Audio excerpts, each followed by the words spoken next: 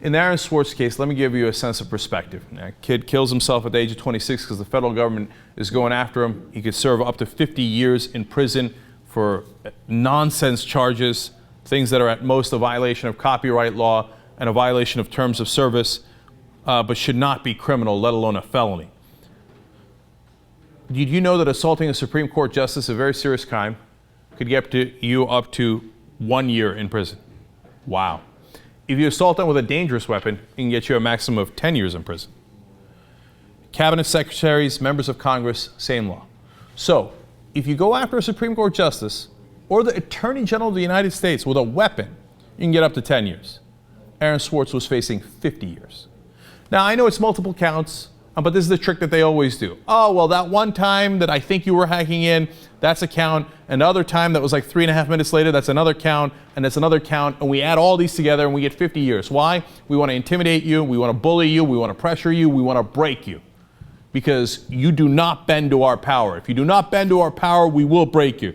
All right, number two, threatening the president. My God, that's really serious, right? They can get up to 5 years in prison. 5 years in prison for threatening the president. 50 years for violating the terms of service in a contract you have with a private organization. Because it's not like they work for us. They work for the corporations, right? But in this case, it's mental because JSTOR didn't even want a criminal charges or civil charges against Aaron. All right. Knowingly spreading AIDS. People get killed that way, right? Maximum of 10 years in prison. Well, come on. Selling child pornography, right? That's got to be much worse. Yeah, well, it is worse. Maximum of 20 years in prison. 50 years for Aaron Swartz, possibly. Bank robbery, 20 years. Armed bank robbery, endangering others, maximum of 25 years in prison. You go to a bank with a shotgun, you get 25 years in prison. You go possibly hack in, it's not even hacking in, it's not fair because he had a contract with them. He didn't break into their system. He was already in their system. You violate the terms of service for this private contract that you have 50 years he was facing. They had already bankrupted him with all the money that had gone towards the case. Do you know that there is a crime called selling slaves? It's true, and it happens actually. There's sex slaves that are unfortunately kidnapped, brought into sex slavery, etc. Selling slaves, just that act, maximum of 20 years in prison. Aaron Swartz facing 50 years in prison. Helping terrorists develop a nuclear weapon. Well, that's got to be more, right? Wrong. 20 years in prison. 20 years in prison for helping Al-Qaeda develop a nuclear weapon. But what Aaron Swartz did, face up to 50 years in prison. You know what's criminal? What our government is doing to its citizens. That's what's criminal. And by the way, one of the things that he was charged with was wire fraud.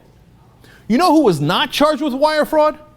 HSBC, which did wire fraud, money laundering, which the government says they did, with the largest drug cartels in the world, and with Al-Qaeda, and with Iran. For that, they faced a fine, but the prosecution, the Justice Department, that's so concerned about Aaron Swartz, came out and said, oh, I'm sorry, there's nothing we can do if we prosecuted any of those banking executives. It might endanger the bank, which might endanger the global economy. So you can do wire fraud with the largest drug cartels and terrorists in the world. But don't you dare violate a term of service with a private corporation, because then the government will come to get you, because you are dangerous. You are a danger to them because you have something they do not have.